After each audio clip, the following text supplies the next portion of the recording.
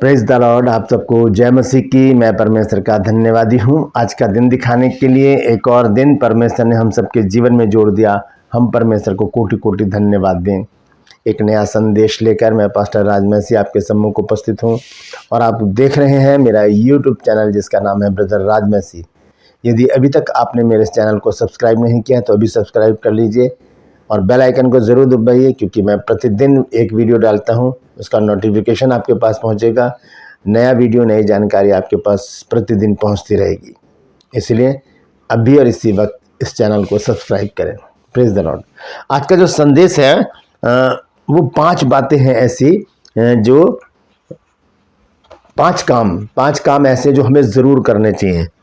हर एक विश्वासी के लिए ये 5 काम करने बहुत ज़रूरी हैं, तभी हम आत्मिक उन्नति करेंगे। क्योंकि बहुत से लोग हैं जो मुझसे सवाल पूछते हैं कि सर या ब्रदर या पास्टर जी हमें बताइए कि हम आत्मिक उन्नति कैसे करें।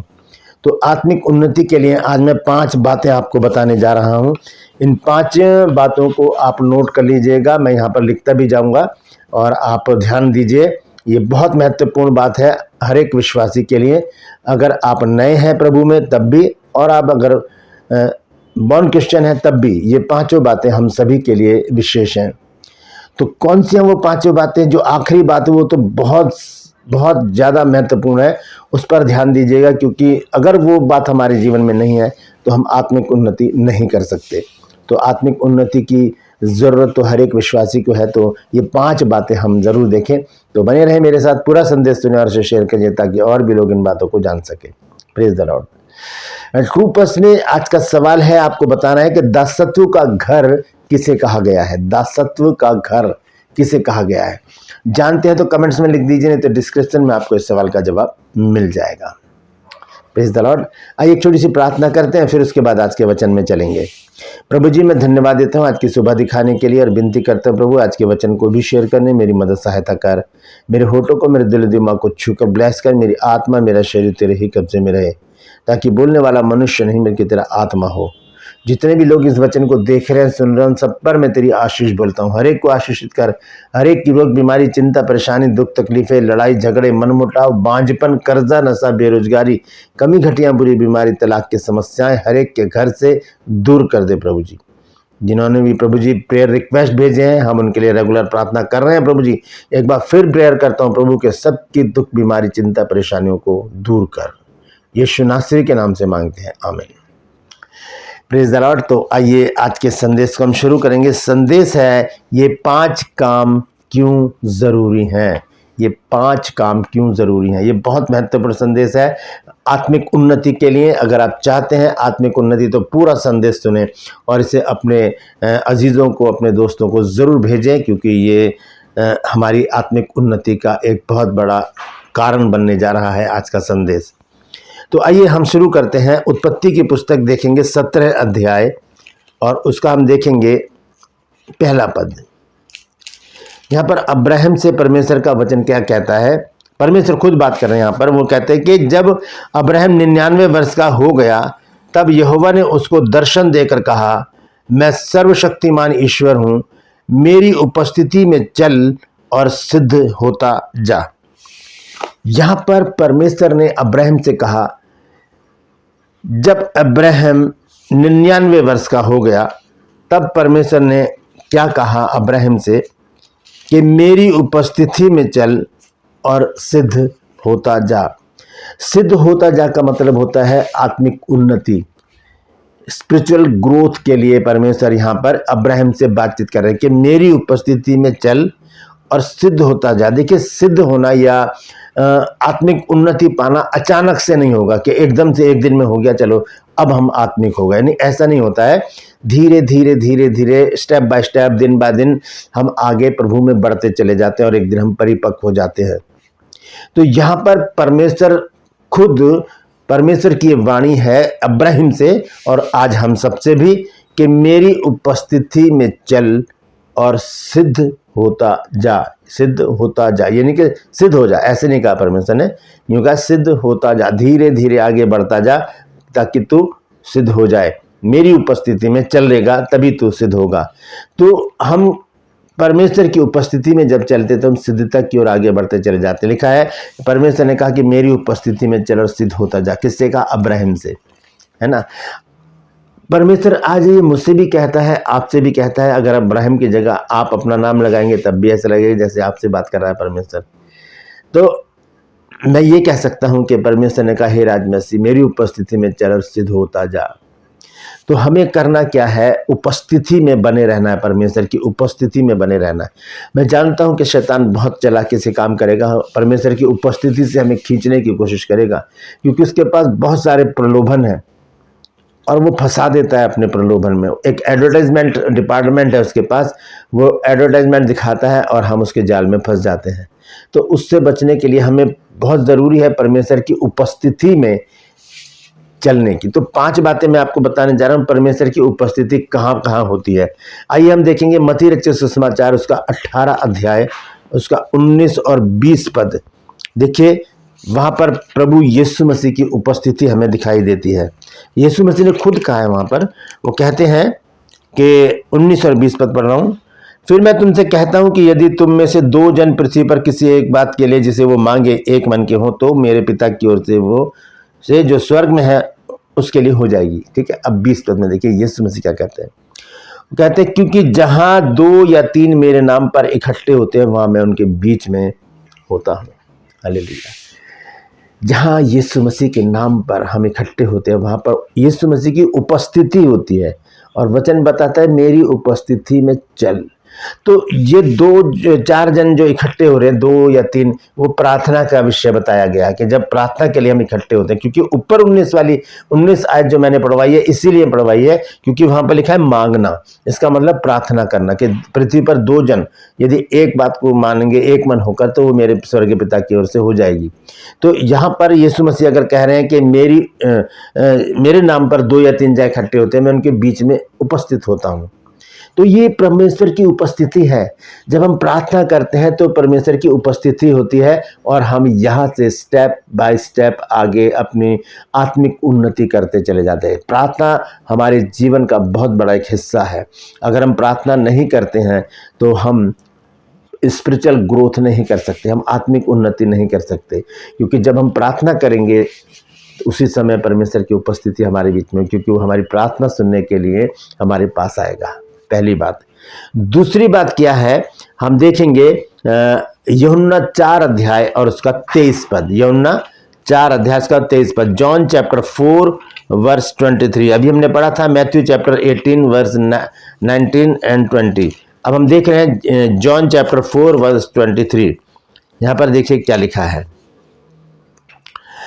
लिखा है परंतु वह समय आता है वरन अब भी है जिसमें सच्चे भक्त पिता का भजन आत्मा और सच्चाई से करेंगे, क्योंकि पिता अपने लिए ऐसे ही भजन करने वालों को ढूंढता है।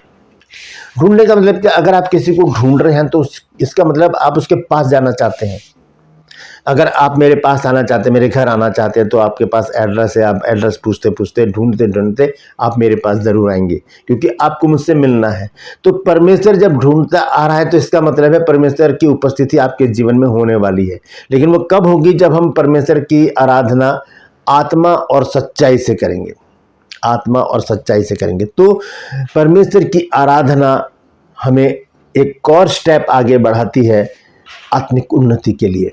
पहली बात, जब हम प्रार्थना करते हैं तब हम आगे बढ़ते हैं, क्योंकि यीशु मसीह की उपस्थिति होती है वहाँ। जब हम आत्मा और सच्चाई से परमेश्वर की आराधना करते हैं, अपनी आंखों को बंद करके, ये नहीं देखेंगे कि कौन देख रहा है, कौन सुन रहा है, नहीं, हमने सिर्फ और सिर्फ परमेश्वर की आराधना करनी है, तब परमेश्वर की उपस्थिति वहाँ पर होती है, क्योंकि वो ढूंढता हुआ, चारों तरफ ढूंढता हुआ हमें वहाँ पर पहुँच जाएगा, वहाँ पर परमेश्वर की उपस्थिति हो जाएगी। ये अगला स्टेप हो जाएगा आत्मिक उन्नति के लिए। तीसरी बात हम देखेंगे भजन संहिता 22 अध्याय में। भजन संहिता 22 अध्याय और उसका 3 पद जब हम पढ़ते हैं तो देखिए वहां पर एक बात और लिखी है जो हमारी आत्मिक उन्नति का अगला स्टेप है, क्योंकि परमेश्वर ने कहा अब्राहम से कि मेरी उपस्थिति में चल, मतलब स्टेप बढ़ाता रहे अपने और सिद्ध होता जा। यानी कि आत्मिक उन्नति पाता चला जाए। आइए देखेंगे भजन संहिता 22 अध्याय और उसका 3 पद, सांग चैप्टर 22 वर्स 3 लिखा, परंतु हे तू जो इज़राइल की स्तुति के सिंहासन पर विराजमान है, तू तो पवित्र है। यह स्तुति, और पहले हमने पढ़ा है आराधना। देखिए आराधना और स्तुति में फर्क है, मैं पहले भी आपको बता चुका हूँ। स्तुति जो होती है वो हम साज के साथ करते हैं। ये बहुत सारे लोग मिलकर जब स्तुति करते हैं परमेश्वर की, साज बजाकर, ढोलक वगैरह और ये कीबोर्ड, ड्रम और गिटार वगैरह बजाकर जब हम स्तुति करते हैं, ये स्तुति होती है। आराधना होता है स्लो सॉन्ग, जब हम बहुत स्लो गाते, एक गिटार बज रहा हो चाहे या वो भी ना हो, हम स्लो गाते, जैसे कि हो तेरी स्तुति और आराधना करता हूँ मैं तुझसे ये प्रार्थना। तो ये है आराधना। और स्तुति जब हम तेज गाने गाते हैं उसे कहते हैं स्तुति। तो उस समय क्या होता है, वो परमेश्वर की उपस्थिति वहां पर होती है। क्यों? क्योंकि जब हम स्तुति करते हैं तो एक इंडिविजुअल यानी कि एक अनदेखा सिंहासन स्थापित हो जाता है और उस पर परमेश्वर आकर विराजमान होता है। देखिए लिखा क्या है कि परंतु हे तू जो इज़राइल की स्तुति के सिंहासन पर विराजमान है, तू तो पवित्र है। तो परमेश्वर की उपस्थिति वहां भी होती है जब हम साज बजाकर स्तुति कर रहे होते हैं। ये तीसरा स्टेप है आगे बढ़ने का। चौथा स्टेप देखेंगे हम, दूसरा तीमुथियुस है 3 अध्याय और उसका 16 पद। दूसरा तीमुथियुस 3 अध्याय का 16 पद। देखिए यहां पर चौथी बात मैं आपको बताने जा रहा हूं, जो हम आगे बढ़ते हैं परमेश्वर के वचन के अनुसार आत्मिक उन्नति के लिए। यहां लिखा है, हरेक पवित्र शास्त्र परमेश्वर की प्रेरणा से रचा गया है और उपदेश और समझाने और सुधारने और धर्म की शिक्षा के लिए लाभदायक है। और 17 पद भी मैं पढ़ूंगा जरूर। यानी कि ताकि परमेश्वर का जन सिद्ध बने और हर एक भले काम के लिए तत्पर रहे। परमेश्वर का वचन जब हम खोलते हैं, परमेश्वर की उपस्थिति वहाँ होती है, क्योंकि वचन के द्वारा ही परमेश्वर हमसे बातचीत करता है। तो पहला स्टेप क्या है? प्रार्थना। दूसरा स्टेप क्या है? आराधना। तीसरा स्टेप क्या है? स्तुति। चौथा स्टेप है वचन मनन। वचन को पढ़ना ही काफ़ी नहीं है, वचन को सुनना ही काफ़ी नहीं है, उस पर अमल करना भी बहुत ज़रूरी है। जब हम वचन पर अमल करेंगे तब परमेश्वर की उपस्थिति में हम आगे बढ़ते चले जाएंगे, क्योंकि परमेश्वर ने अब्राहम से कहा कि मेरी उपस्थिति में चल और सिद्ध होता जा। अब आखिरी बात, जिसके विषय में मैंने आपको कहा कि जो आखिरी पॉइंट है वो बहुत महत्वपूर्ण है, क्योंकि बाइबल हमें बताती है कि जो औरों से अलग हो जाता है वो अपनी ही इच्छा पूरी करने के लिए ऐसा करता है। नीति वचन में लिखी है ये बात। आइए उस वचन को हम देख लेते हैं। लिखा है 18 अध्याय और उसका पहला पद। नीति वचन 18 की पहली आयत में लिखा है, प्रोवर्ब चैप्टर 18 वर्स 1 लिखा है, जो औरों से अलग हो जाता है वह अपनी ही इच्छा पूरी करने के लिए ऐसा करता है। यानी कि एक एकाकीपन, यानी कि अकेलापन अच्छा लगता है। भाई मुझे तंग मत करना, मुझे किसी की जरूरत नहीं है, मैं अकेला ही ठीक हूँ, मैं अकेली ही ठीक हूँ। नहीं, जो आत्मिक उन्नति चाहते हैं वो संगति में बने रहेंगे। ये 5वां पॉइंट मैं आपको बता रहा हूँ, संगति में। क्योंकि अगर हम चाहते हैं आत्मिक उन्नति तो हमें परमेश्वर के लोगों की संगति में रहना जरूरी है। अगर हम चाहते हैं सिद्ध बनना, जैसे परमेश्वर ने कहा मेरी उपस्थिति में चल और सिद्ध होता जाए, यानी कि आत्मिक उन्नति पाता चला जा, तो हमें परमेश्वर के दास दासियों के साथ, परमेश्वर के लोगों के साथ संगति रखना बहुत ज़रूरी है। अगर नहीं रखेंगे तो हम आत्मिक उन्नति नहीं कर सकते, क्योंकि उनके साथ संगति रखने से क्या होता है, हमें बहुत सारी बातें पता चलती हैं। क्योंकि वो लोग वचन के ज्ञाता होते हैं, प्रार्थना योद्धा होते हैं और बहुत अच्छे आराधक होते हैं, है ना। तो ये सारी बातें उनके अंदर होती हैं, तभी वो आत्मिक लोग कहलाते हैं। हमें उनकी संगति करनी बहुत ज़रूरी है, क्योंकि परमेश्वर चाहता है कि हम संगति में बने रहें। पहला कुरिन्थियों 1 अध्याय और उसका 9 पद जब हम पढ़ते हैं तो वहां पर देखिए क्या लिखा है। 1 कुरिन्थियंस चैप्टर 1 वर्स 9 लिखा है, परमेश्वर सच्चा है जिसने तुमको अपने पुत्र हमारे प्रभु यीशु मसीह की संगति में बुलाया है। यीशु मसीह की संगति में अगर बुलाया तो पहले स्टेप को याद कीजिए, क्या लिखा है, मेरे नाम पर 2 या 3 जहाँ इकट्ठे होते हैं मैं उनके बीच में होता हूँ। यानी कि प्रभु यीशु मसीह की उपस्थिति वहाँ होती है, और जब हम वहाँ पर होते हैं जहाँ 2 या 3 होते हैं, उस संगति में होते हैं हम, तो हम इस बात को पूरा करते हैं जहाँ यहाँ पर लिखा है 9 आयत में, परमेश्वर सच्चा है जिसने तुमको अपने पुत्र हमारे प्रभु यीशु मसीह की संगति में बुलाया है। तो बुलाया है तो उस बुलाहट को तो सुनिए और आ जाइए परमेश्वर के पास, परमेश्वर के लोगों के साथ संगति बना के रखिए और हमारी आपकी आत्मिक उन्नति होती चली जाएगी। इसलिए परमेश्वर ने अब्राहम से कहा कि मेरी उपस्थिति में चल और सिद्ध होता जा, आत्मिक उन्नति पाता जा। तो मैंने आपको 5 बातें बता दी हैं, मैं आपको दोबारा से बता देता हूँ। पहली बात क्या है? पहली बात है, हम प्रार्थना जब करते हैं तब हम परमेश्वर की संगति में आ जाते हैं। जब हम आराधना करते हैं हम अगला स्टेप बढ़ाते हैं। जब हम स्तुति करते हैं हम और आगे बढ़ते हैं। जब हम वचन मनन करते हैं हम और आगे बढ़ जाते हैं। और इन सारी बातों के बाद जब हम संगति में बने रहते हैं परमेश्वर के लोगों की, हम और उन्नति करते हैं, आत्मिक उन्नति करते हैं। इसी को आत्मिक ग्रोथ कहा जाता है। Praise the Lord. परमेश्वर इन वचनों के द्वारा हम सबको आशीष दे। यदि आज आपने कुछ नया सीखा है तो कमेंट्स में ज़रूर लिखिए और इस वचन को शेयर कीजिए ताकि और भी लोग इन बातों को जान सकें। Praise the Lord. True purse में आज का सवाल है, आपको बताना है कि दासत्व का घर किसे कहा गया है। जानते हैं तो कमेंट्स में लिख दीजिए, नहीं तो डिस्क्रिप्शन में आपको इस सवाल का जवाब मिल जाएगा। मैं आपसे निवेदन करता हूं, यदि अभी तक आपने मेरे इस चैनल को सब्सक्राइब नहीं किया है तो अभी सब्सक्राइब कर लीजिए, बेल आइकन को दबा दीजिए ताकि नोटिफिकेशन आपके पास पहुंचे। प्रतिदिन के जो वीडियो है आपके पास उसका नोटिफिकेशन पहुंचे बिना व्यवधान, बिना रुकावट के। मेरे वीडियोस को लाइक करें, शेयर ज़रूर करें और कमेंट्स बॉक्स में आकर मुझसे ज़रूर बातचीत करें। Praise the Lord. आज के लिए बस इतना ही, फिर मिलूंगा एक नए संदेश के साथ, एक नया वीडियो लेकर। तब तक के लिए मुझे इजाज़त दीजिए कि अपना और अपनों का ख्याल रखिए और इन 5 बातों को अपनी लाइफ में करके देखिए परमेश्वर कैसे आत्मिक उन्नति देता है आपको। आप खुद अचंभित रह जाएंगे। Praise the Lord. परमेश्वर आप सबको आशीष दे।